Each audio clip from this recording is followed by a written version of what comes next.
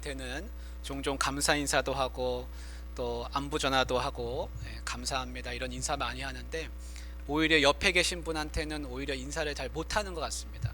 그 옆에 있는 가족이 있어서 감사하고, 또 하나님이 나에게 주신 귀한 생명들인데 우리 옆에 계신 가족분들에게 감사 인사하면 좋겠습니다. 고맙습니다. 우리 성도님들에게도 옆에 좌우에 계신, 앞뒤에 계신 성도님들에게 감사합니다, 고맙습니다, 고마워요 이렇게 인사하면 좋겠습니다. 오늘 감사를 주제로 함께 성경 말씀을 나누려고 하는데요, 제목은 사랑하며 감사하기입니다. 여러분, 그 성경 말씀에 예수님이 이런 일이 있었습니다. 바리새인 시몬이라고 하는 사람이 예수님을 자기 집으로 초청을 했습니다. 예수님이 그 초대에 응해서 그 집에 가서 식사를 하시게 됐습니다. 그래서 바리새인 시몬과 예수님이 이렇게 마주보고 식사를 하시는데, 한 여인이 그 집에 들어와서, 잔치집이니까 문이 아마 열려 있었던 것 같아요. 그 여인이 뒤로 들어와서 예수님 발 뒤에 섭니다. 그 앞에서, 예수님 앞에서 식사를 하고 있는 시몬은 그 여자를 이제 먼저 보게 됩니다. 그러면서 그 시몬이 마음속에 이런 생각을 합니다. 아, 지금 내 앞에서 식사를 하고 있는 이분이 진짜 그리스도라면, 이분이 진짜 선지자라면 지금 저 여자가 어떤 여자인 줄 잘 알겠지. 마음에 그런 생각이 들었습니다.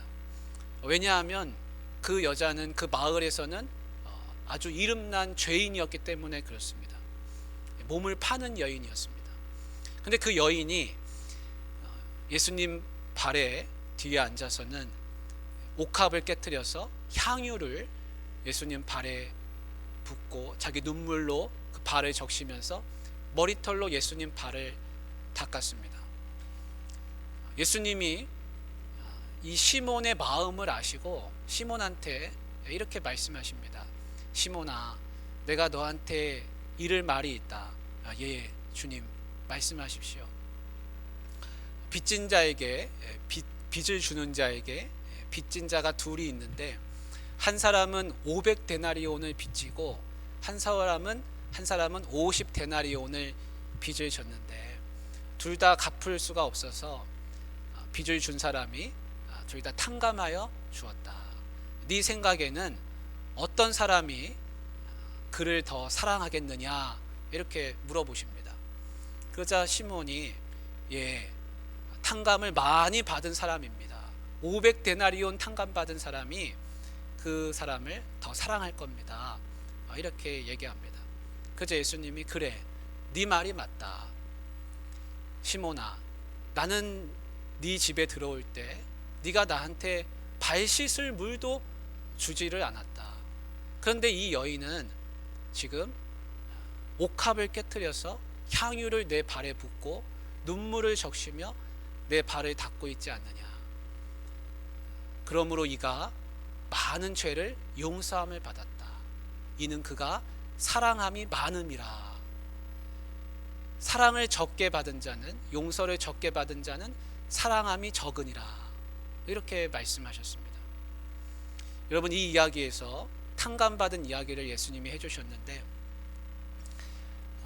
500데나리온 빚진 사람과 50데나리온 빚진 사람 가운데서 누가 그 빚을 면제해 준 사람에게 더 사랑하겠느냐라고 하신 이 질문은 이렇게 바꿀 수가 있습니다. 누가 더 감사하겠느냐라는 질문으로 바꿀 수 있습니다. 예수님 앞에 있는 이 시몬은 그 동네에서는 가장 흠이 없고 깨끗한 사람이었습니다. 바리새인이기 때문에 그렇습니다. 그리고 예수님 뒤에 있는 이 여인은 그 동네에서는 가장 큰 죄인이라 할 수 있습니다. 그런데 예수님 앞에 있는 가장 도덕적으로 깨끗한 이 사람은 예수님 앞에서는 가장 감사함이 적은 사람이 되고, 예수님 뒤에 있는 이 죄가 많은 여인은 감사함이 가장 큰 여인이 됩니다. 천국의 감사는 세상의 감사하고 다릅니다. 세상의 감사는 바리새인 시몬이 가장 감사해야 하는 사람입니다. 왜냐하면 그는 부와 명예를 가지고 있고 도덕적으로도 가장 깨끗하고 지식도 풍부한 사람이기 때문에 그렇습니다. 그래서 그가 시몬이 가장 감사한 사람이 되어야지요.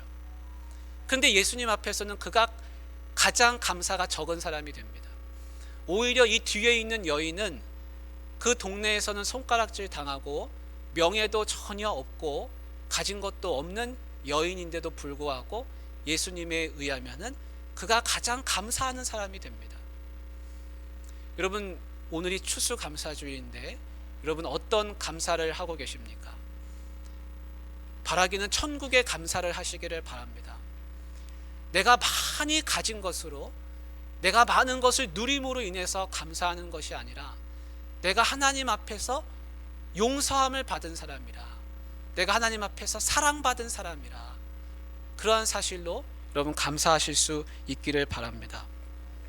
우리가 감사를 세 가지로 나눠서 좀 생각해 볼 수 있습니다. 첫 번째 감사는 그래서 감사입니다.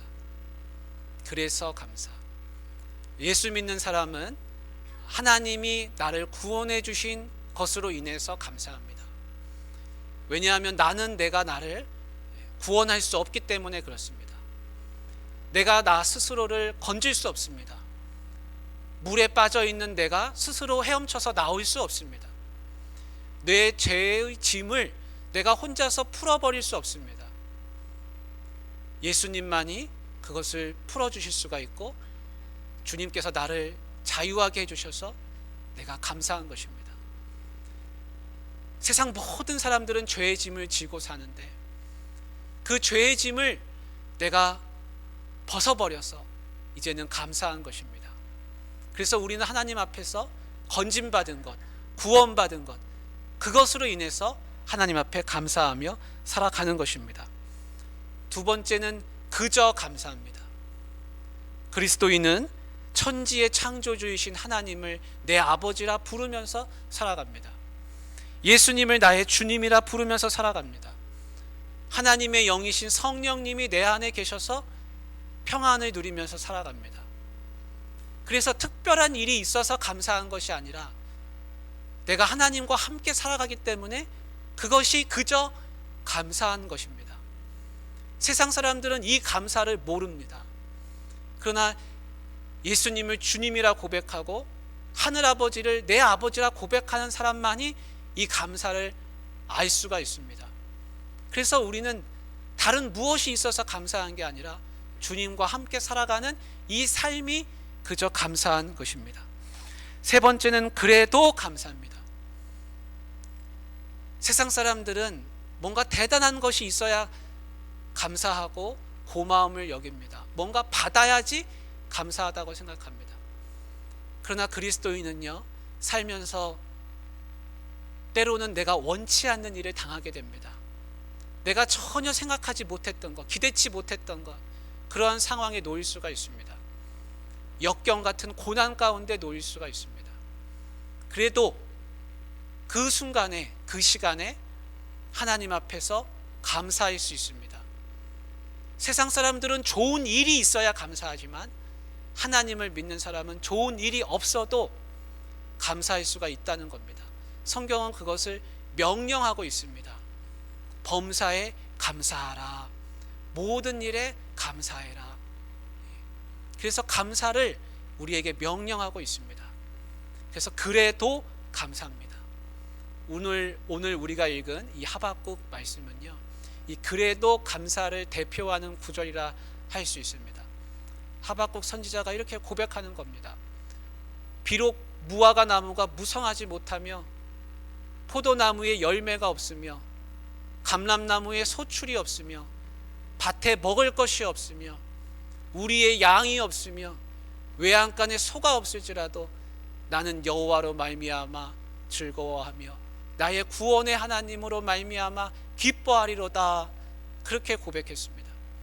하박국 선지자는요, 아무것도 없는 상황을 가정하고 있습니다. 여러분이 밭에다 씨를 심고 물을 주고 거름 주고 정성을 쏟아서 키웠는데 나중에 보니까 아무 열매도 맺히지 않는다고 한번 상상해 보십시오. 여러분 얼마나 마음이 힘들겠습니까? 그때 하나님 앞에 뭐라고 하시겠습니까? 하나님, 왜 내 밭에는 아무런 열매를 주지 않습니까? 하나님을 그렇게 원망하시겠습니까? 영국의 주석학자이신 매튜 헬리 목사님이 도둑을 맞은 일이 한 번 있습니다. 근데 그 도둑 맞고 나서 그 자리에 털썩 주저앉아서 그 목사님이 이렇게 고백을 했다 그럽니다. 4가지 감사를 했다고 하는데요. 전에 도둑을 맞지 않은 것에 대해서 하나님 감사합니다. 생명을 도둑 맞지 않은 것에 대해서 감사합니다. 다 가져가도 아직 남은 것이 있으니 감사합니다. 하나님, 내가 도둑되지 않아서 감사합니다. 그렇게 고백했다고 합니다. 하박국 선지자는요, 아무런 열매를 얻지 못하고 양과 소가 다 도망가도요, 그래도 하나님 앞에서 감사하겠다, 그렇게 이야기를 하고 있습니다. 왜 그렇습니까? 소나 양이 있어서 감사한 게 아니라, 그 나무에 열매 달려서 감사한 게 아니라, 하나님이 나한테 계셔서 하나님이 내 하나님이 되시니까 그래서 나는 감사하다, 그것을 고백하는 것입니다. 하나님을 모르는 사람은요, 우리의 소와 양이 가득하게 있어야 되고 자기가 심은 나무에는 반드시 열매가 열려야지만 감사할 수 있습니다. 그런데 하나님을 모르는 사람은 다른 겁니다. 하나님을 아는 사람은 다른 겁니다. 하나님을 아는 사람은 눈에 보이는 여기 있는 이 채소나 열매가 있어서 감사한 게 아니라 하나님이 계셔서 감사합니다 라고 고백한다는 것입니다. 그래서 우리의 감사의 조건은 세상 사람들이 이야기하는 감사의 조건과는 전혀 다른 것입니다.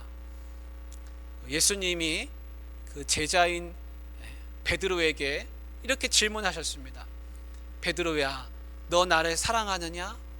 그래서 베드로가 예 주님, 주님이 아시지요, 사랑합니다. 또 물어보셨습니다. 베드로야, 너 나를 사랑하느냐? 예 주님, 사랑합니다. 3번째 또 물어보십니다. 너 나를 사랑하느냐? 그래서 베드로가 예 주님, 주님이 아시지 않습니까? 주님 아시지요, 이렇게 이야기했습니다. 그리고 자기의 사랑을 3번이나 고백했습니다. 근데 이 이야기의 말미에는 예수님이 베드로에게 해주시는 말씀이 있습니다. 내가 진실로 진실로 너에게 이르노니 네가 젊어서는 스스로 띠띠우고 네가 원하는 곳으로 다녔거니와 네가 늙어서는 네 2팔을 벌리리니 남이 네게 와서 띠를 띠우고 네가 원치 않는 곳으로 데려가리라. 예수님이 그렇게 말씀해 주시는 겁니다. 베드로의 죽음에 대해서 이야기해 주시는 것이죠. 베드로는 나중에 2팔을 벌리고 십자가에 못 박혀서, 그것도 못 박힌 것이 거꾸로 못 박혀서 순교했다고 전해지고 있습니다. 예수님, 제가 예수님 사랑합니다. 예수님 잘 따르겠습니다. 예수님, 내가 예수님 말씀에 순종합니다. 그렇게 해서 평생을 따라다녔는데 그의 결말은 무엇이냐면 2팔을 벌리고 십자가에 거꾸로 못 박혀서 죽는 것이었다고 예수님이 미리 그렇게 말씀해 주시는 겁니다. 여러분, 내가 예수님 사랑합니다 고백하고 예수님 따라다니고 말씀대로 순종하며 살겠습니다 라고 평생 그렇게 살아가는데 내 인생의 말년이 만일 그렇다고 한다면, 그것을 안다고 한다면 예수님 곁에 남아있을 사람이 아마 많지 않을 것입니다.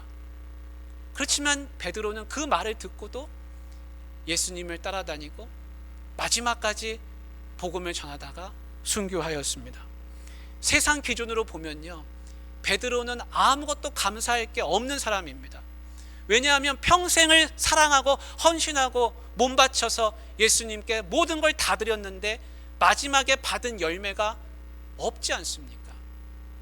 그래서 세상 기준으로 보면 베드로는 감사할 게 없는 사람입니다. 근데 베드로가 십자가에 거꾸로 못 박혀 죽을 때 하나님을 원망하고 예수님을 원망하고 그렇게 죽었겠습니까? 그렇지 않았겠죠. 예수님을 믿는 사람은 주어지는 열매로 감사하는 게 아니라는 것을 믿음의 선조들을 통해서 우리가 알 수 있습니다. 세상 사람들은 이렇게 이야기합니다.